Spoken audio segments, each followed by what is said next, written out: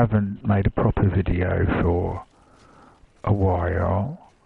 I think it was before Christmas, apart from a little one I made last week, which was made very much sort of on the fly, you know, and the sound wasn't very good and it wasn't very well thought out. And I'll probably do that again. I might even make it part of this video. But that video was about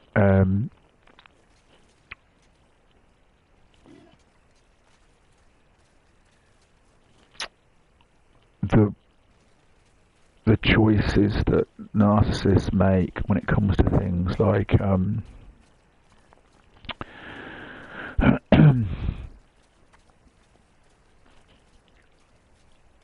the choices they make in social situations and the choices they make in professions. And they're all basically, there was a lot of anger behind that video. It was kind of about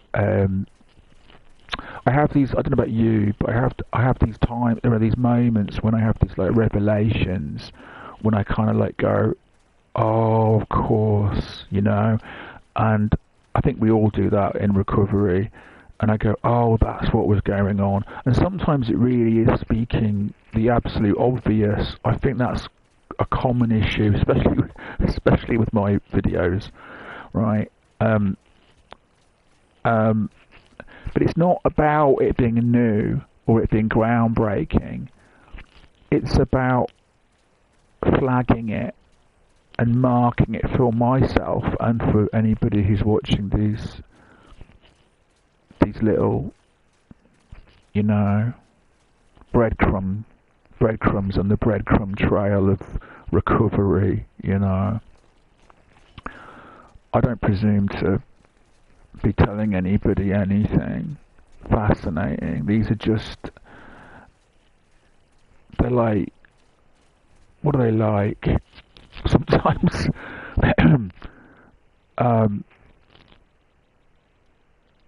they're like prayers or spells or they're journal entries. Prayers or spells, I'm such a dickhead. They're journal entries, you know. So when I made that video about the hunger, the greed that narcissists have to be right in any given situation, you know, whether that's a conversation between a few people at a party, you know, I said something about the agony aunt. I said like the narcissist loves to be in a position of the person giving advice, and if they don't get asked for advice enough or given that kind of fallback position enough, they get kind of, you know, they get kind of restless, and they will eventually create a situation where they're giving advice, where they're taking that position of, you know, have you thought about doing it like this? And for those of you that haven't been through narcissistic abuse, you'll think that you know, we need to be able to handle that sort of thing and get over it. What people who haven't been through narcissistic abuse don't understand is that is quite triggering for people that have had their whole childhood was all about unsolicited advice. It was all about, you know,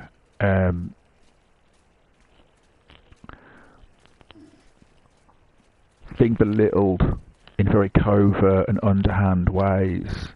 There are people that refuse to engage with that. There is nothing that one can do about that. You just have to get on with, you know, your own life and your own recovery.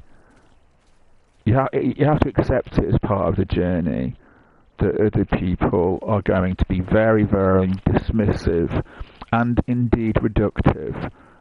You're kind of on your own with it, apart from the people that you've found in communities and so forth. What horrifies me sometimes is when I think about the centuries and centuries and centuries of people that was scapegoated horribly by narcissistic parents and then went on to be bullied and narcissistically abused their whole lives with no one, never meeting a single soul, and every time they ever tried to reach out to anybody and discuss their situation with anybody, it would inflame the latent narcissism in that person, and that person would then become another abuser. And also, even when you get through to people, people often become frustrated. When I finally used to get through to somebody and say, no, it's not like that, you don't understand, look, when I finally made sense, when I finally, for a fleeting moment, grasped the horror of it, I didn't get sympathy. I didn't get compassion. I got anger. You know? Then you get stuff like, well, if that's how it is, then why don't you just fucking kill yourself then? I'm not saying anybody actually ever said those words to me, okay? What I'm saying is that was the flashpoint of anger. That's what it was like. So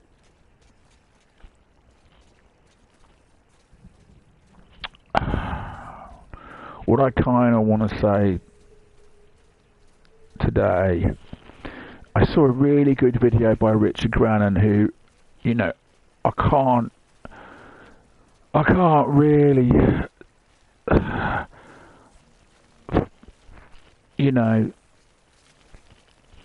it's hard to know how to sort of acknowledge Richard Grannon's contribution to the community in a way that's in any way meaningful, because he's kind of like the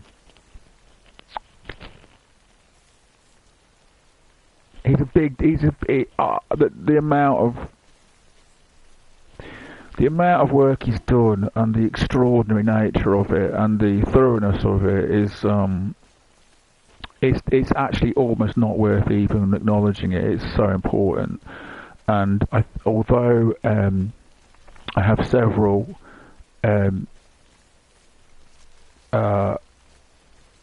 YouTube people that are my favourites, little special shout out to Rachel from Escape from Narcissism, who was a wonderful person and a massive help to me in getting my channel up and running. One lovely woman, and I'm so annoyed that her work isn't accessible on YouTube anymore, but I'm sure she has her reasons, and I don't want to criticise anyone for deciding to change their life. And I got a lot out of Ollie Matthews' channel, a lot. Again, you know, Ollie's Ollie, you know what I mean? But yeah, I've had a lot of good. I got a lot out of him, and I've got some really good friends in the community. I'm not going to try and name everybody, but there's a few people that I've been really good friends with who make videos, and I'm going to get the name of this one wrong. One of the first ones I started watching, I've forgotten his name. I can't believe I forgot the name of the channel. I'll come back to me later. Loads of channels, but Richard made a great video about he made a great video about this common new trend to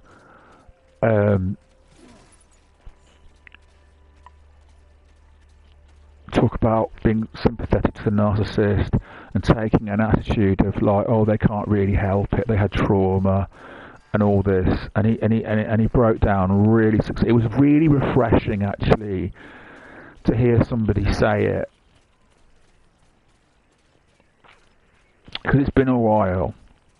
Because we went through this enormous phase in the early 2010s of saying the narcissist is evil, the narcissist knows what they're doing. We were all calling them sociopaths when we probably didn't really understand the terminology. And it was it had its place. It was a kind of a purging, you know. But the truth is that's not 100% true. But it's also not 100%, because then it all changed and we all moved towards, well, hang on a minute, they've also been traumatised.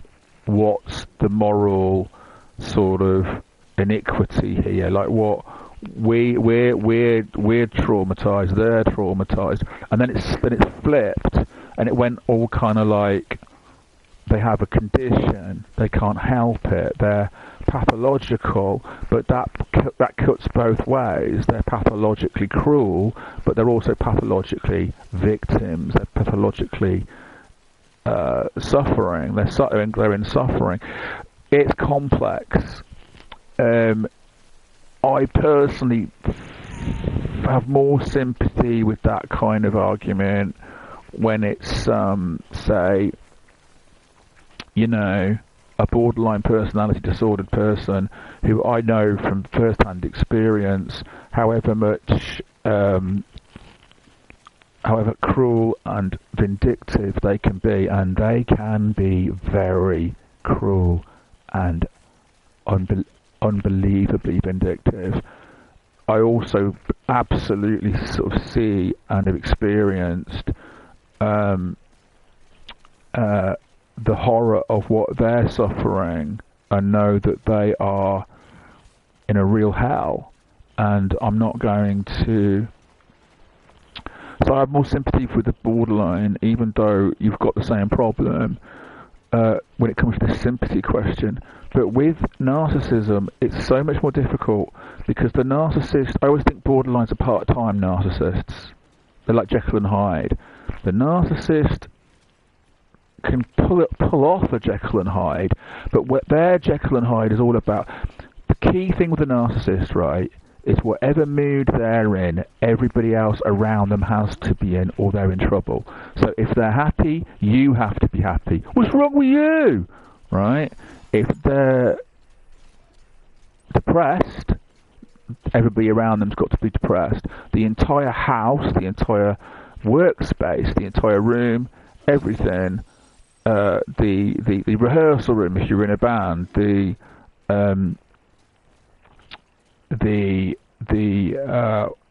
office if it's work, has got to reflect their mood. They'll know sometimes they can't make the whole room reflect their mood, so they will basically work on what they have perceived as the most vulnerable person. Okay, so we've got this really weird thing about sympathy. Borderlines I have a lot of sympathy for, even though I think their behaviour is despicable when they split. Okay? I don't know how much in control they are. The narcissist is difficult because they've cemented their superiority and their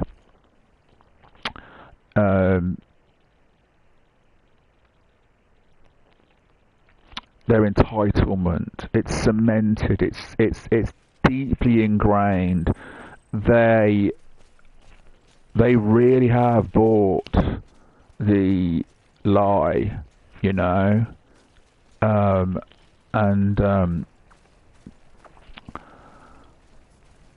so where am I? This is what this is about, isn't it? It's me sharing with you where I am with the question of sympathy. What Richard Grannon was saying was, and I think Richard's on another level.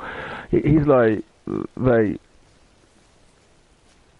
demand submission. So, and I think it was so refreshing to hear somebody just come out and say it in one sentence. He's right. That can be submission to good stuff too. Like, if you're in love with a narcissist and they're feeling like sexed up and they basically, you know, want you to feel what they feel, and you're partial to the idea, then basically, it's not always bad. But the problem, and when you're in a situation that's rubbish and boring and they've in one of their everybody's got to feel good moods, it can work, right? But the problem is though, is when they feel destructive, when they feel like they're not getting what they want or need from the situation, you're also going to get the destructive behaviour and the selfishness and the mistreatment, So that's the one key thing. They are merciless in their pursuit of wanting submission, and I think if you're raised with it as a child, you never really get over it. You are going to have a kind of an aversion, and it's going to be very, very difficult for you to accept authority. It's going to be very, very difficult for you to go to school, and I mean, God help you to join the military. Unless you find some kind of sense in it all by doing that, which I guess if you were extremely capable and,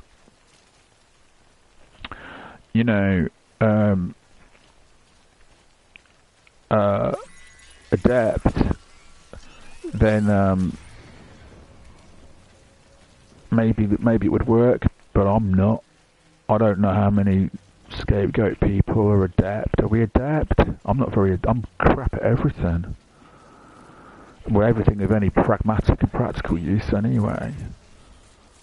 I've got my talent and my skills and my, creative powers, but I don't know. They haven't. The disadvantages, regardless of whether or not I can judge how good or bad they are, the disadvantages I've got basically amount to disability. And I'm not really able to function at all. So I guess if you could, you might get something out of a strict authoritarian situation where you could thrive, but that just doesn't sound like a scapegoat to me. That doesn't sound like a victim of narcissism to me. That sounds like, a normal person that's particularly good.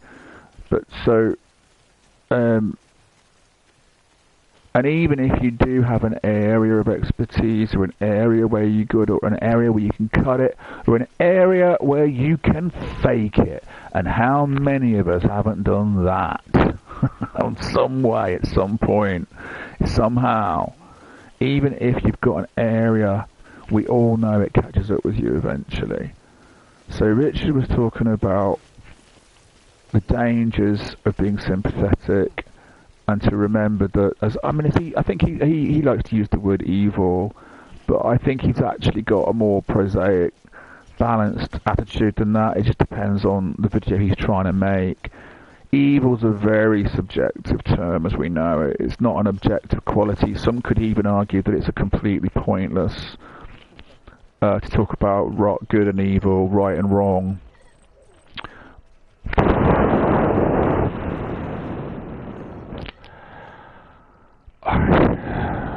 That's another discussion, isn't it?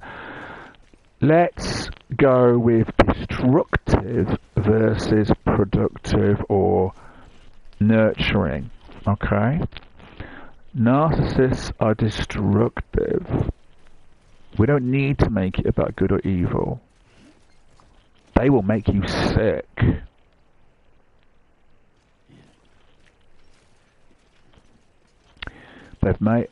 I am very, very sick. Very ill. Very ill person. And it's really affected my life. The only good thing I can say about it, and I say the word only with a certain amount of qualification, is it's made me do so much work. It's made me do work on myself that I honestly needed to do, because I think I think I would have been a real prick if I hadn't gone through this. I think me, looking at my siblings, me with adeptness, I would have been the most unself-aware,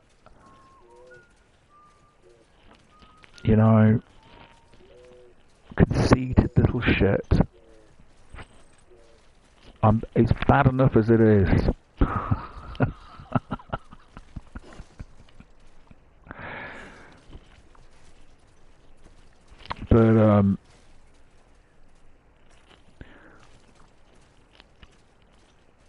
But I would have been, and I've got friends that I think are very narcissistic, and because that's the thing about being raised as a scapegoat, is it is a kind of, you're kind of like a mirror image of a narcissist in a way, and there are some bits of that mirror image that are, near as damn it narcissistic. Like, for example, with me, it would be, and I'm really working on this, and my therapist had to work on this with me a lot. I've got this belief that nobody's really had it as bad as I've had it, and I know that's gonna be the audience. You guys, you're gonna have one or two reactions to that. Some of you are gonna be like, yeah, I'm like that too, and some of you are gonna be like, what a tit! What does he think like? What does he think that? How dare he think that? But if you honestly look at it, right, both are true at once. If you honestly look at it, you do know what I'm talking about. You do know that feeling. I think you do, right? I think you actually do know what I mean. I think, and then it switches, it flips, and it turns into, how dare he think that? Who does he think he is? What a narcissistic thing to think. Because I can do that with somebody else, and I can do, and yet be that thing, and vice versa. I can do it all. I think we all do it all. So the point is there'll be some part of you, some part of the victim, that it's not so much that we resemble the narcissist, it's that we were built by a narcissist, and so we're almost bound to have the mechanism in us. So it comes down to like the way you judge things, the way you react to things, the way you perceive things, your matrix for relating to the world and to other people, And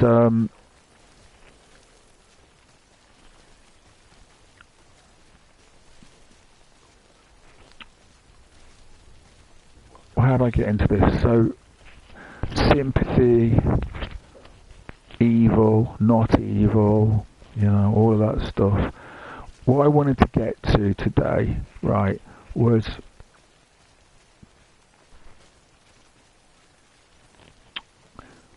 this isn't about having sympathy for the narcissist, okay?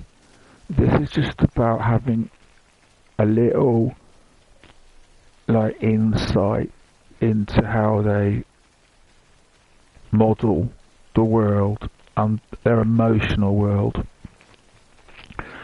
so that we can have a little bit of understanding, not of them to give them compassion necessarily, although that might be helpful, but it's more pragmatic.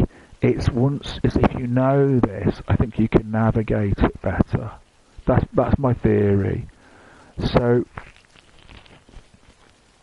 what I'm going to suggest is this.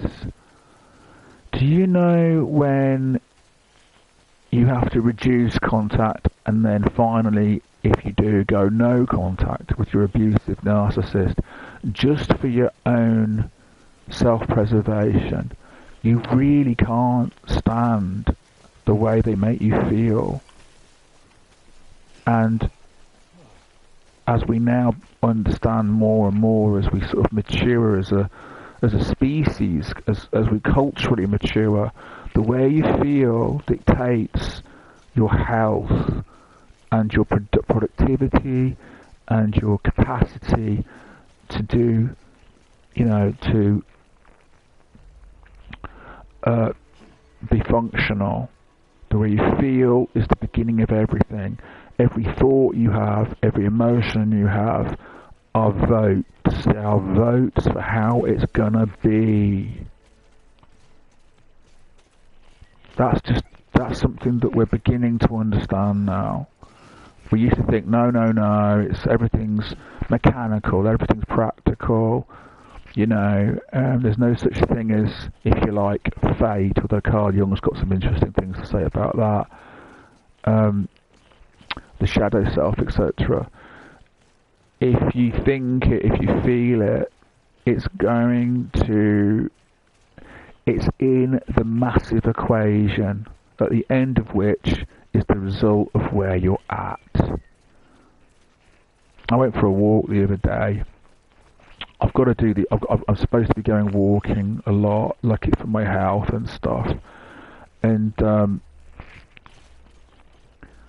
I hate going for walks if I don't feel like it. But I'm on this new program. I'm going to be talking about it elsewhere, which has been helping me with my chronic fatigue. And you're meant to go for a 10-minute walk within 2 hours of eating. Okay, and I hate it. After I've eaten, because I get very, very sluggish after I eat. That's what this technique I'm working on is about. It's been helping me a lot. I'll put a link in the description to the guy's channel whose advice I'm following. And basically, so I've got to force myself to go for this walk. Okay. So I'm going for this walk. There's not one. I don't really want to go, and I'm really bitching about it in my head. And I'm going like, I fucking hate this. I'm like walking, and I'm going like, I fucking hate this. I'm hating this. I'm hating it. I'm hating it. I'm hating it. And I realised, being somebody that's heard about the law of attraction and tried and used it, I've used the law of attraction really successfully at times in my life. It's extremely hard to make it a way of life, actually, because we are quite, I think, people like us especially, I think, it becomes a sort of,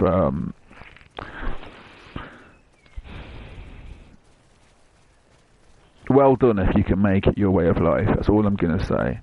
But so I'm walking along, and I'm being a real little bitch. I'm being like, oh God, I'm hating this. And I caught myself doing it. And this is a bit. If you are somebody that uses the law of attraction, I strongly recommend. I'd like to point out this is a way in to dealing with the law of attraction. If you catch yourself negative self-talking about anything, as I did, I'm so grateful I did, because I can negative self-talk for hours, man, right? And I caught myself like bitching away, and I said to myself, like, oh, you know better than this. So I flipped it immediately and started saying like, I am loving walking. I am loving this walk. This is the best walk I've ever done. I am having so much fun. I didn't feel it, but I just kept saying it, knowing that if I kept saying it, it would feed into my feelings, because you will, if you work hard at it, you will feel what you say you feel, and that's what I did. I really went for it, and it made it bearable. Okay, I didn't really end up being full of joy and happiness doing it, but it stopped feeling hateful, and I began to think how lucky I was to,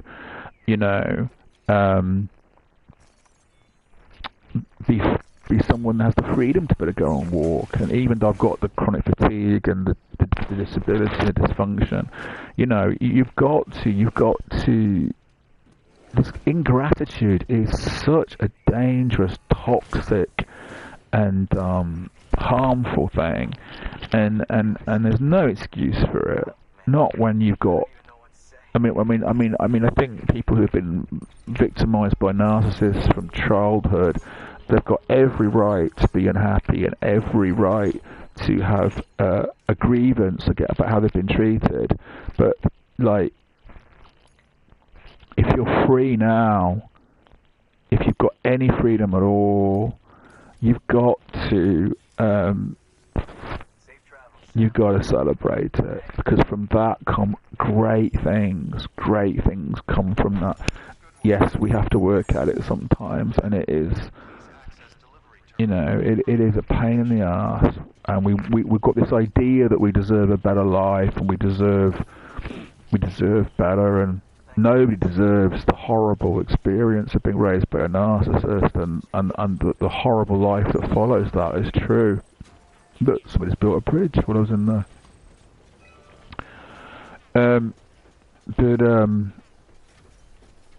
The change begins with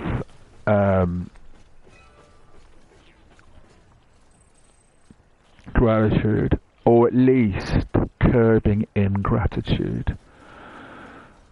If you think about it, if you think about how in an instant one's life can become an absolute nightmare in an instant, I mean, from a medical diagnosis through to a car accident, through to, being hurt in a mugging that goes wrong, to getting the worst news of losing somebody that you love, having met with some great misfortune. Life can turn on a dime. And we live, most of us listen to this, in the West. I mean, think about what life is like in poorer countries. Think about the barbaric horror of the war in Palestine and Gaza Strip. And whoever side you're on that one, it doesn't matter. It just, the human beings caught in the middle it just doesn't bear thinking about. So every day, that's not your existence. And believe me, I know as well as you, as well as, so many of us, about the internal psychological trauma and suffering and torture of narcissistic abuse and how it affects us. I'm intimately aware.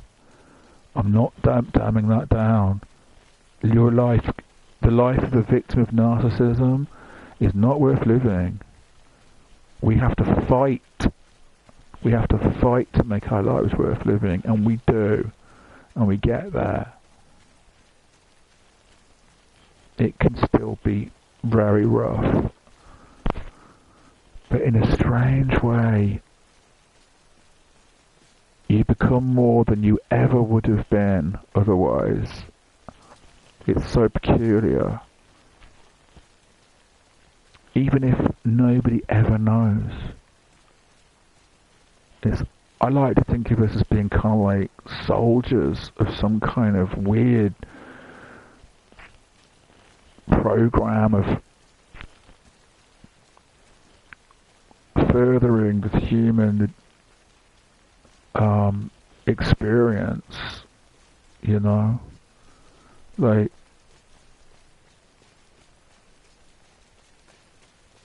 we're we're on the edge. It's not normal what we go through, but you've got to embrace the edge and make the edge your home, and go, yeah, okay, I get it. This is my lot. This is my task. This is my mission. And you move forward. So I better close on my point, because I am the master of digression, to my great horror. When we do declare no contact, when we go no contact, reduce contact at first, then go no contact for our survival. Okay? We all know what I'm talking about. That point when you go, look, I don't care anymore if I'm right or wrong, or if there's another way of looking at this. I can't do this anymore. I'm going to stop. I'm going to risk even that I'm in the wrong. I'm going to risk that other people might think I'm in the wrong. I'm going to risk that God would think I was in the wrong if, like, you come from a religious family, or you're dealing with Jehovah's Witnesses or Catholics or whatever religion, you know.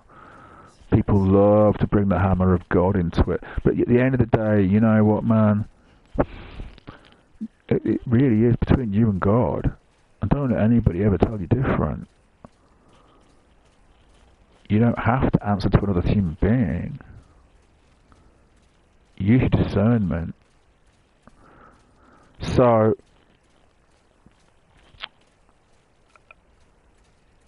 you know the way that we go no contact to survive. Are you ready for the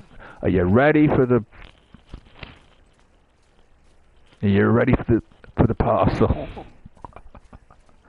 You probably already worked it out. It's not that big a deal. You know when we have to go no contact for our survival. The narcissist pursues contact and pursues belittling us and pursues holding the monkey, as I put it in the other video, pursues self-aggrandizement through destroying us. That's for their survival.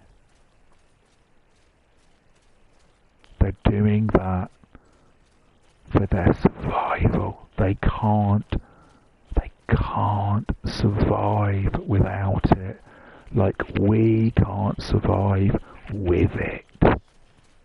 Do you hear me, brothers and sisters?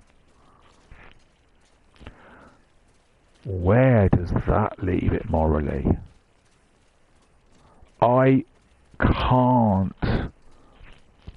see those two things as being equitable. I can't, because the difference is that the victim of narcissism, the scapegoat, is absolutely entitled to survive, and is absolutely entitled to live when what they want is peace. What they want is, you know, tranquility, harmony. What the narcissist wants depends upon the vampiric draining of other human beings. They're parasitic, but they do need it for their survival. Can they be tamed? Can they be helped? They don't want to be helped. They don't want to be tamed. That's another difference. But make no doubt about it, they have to do this.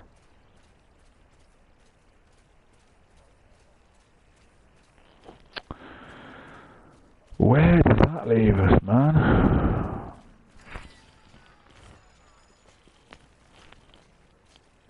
What would you do if it was one of your children that was showing these signs? Do you remember that TV show Dexter, when the dad of Dexter, the psychotic sort of serial killer, when he realizes that his son is a psycho, and he knows he has this need to kill, he has a need, a hunger, a greed that can only be satiated by murder. He trains him to become a kind of Batman type vigilante, and to only kill the people who deserve it, to seek them out like a detective and take out the trash. You know, hey guys, how you doing? I love this game. What a beautiful game this is. Well, and it's like how Sam Vaknin, who, let's face it, is a dyed-in-the-wool, narcissist. He's channeled his narcissism into becoming the world's leading expert on narcissism, like being the best of the best at narcissism, but in a way that helps people. I'm not making excuses for the narcissist. I'm not. But that's my little journal entry for today. I know I digress like a lunatic. I'm so sorry. It's not getting better. It's not going to change. This is how I am. So I really appreciate it if you sat through all that, if you got something out of it. I like what I tell people when I'm like talking to people in comments on things like Reddit about my channel, when I meet people that are,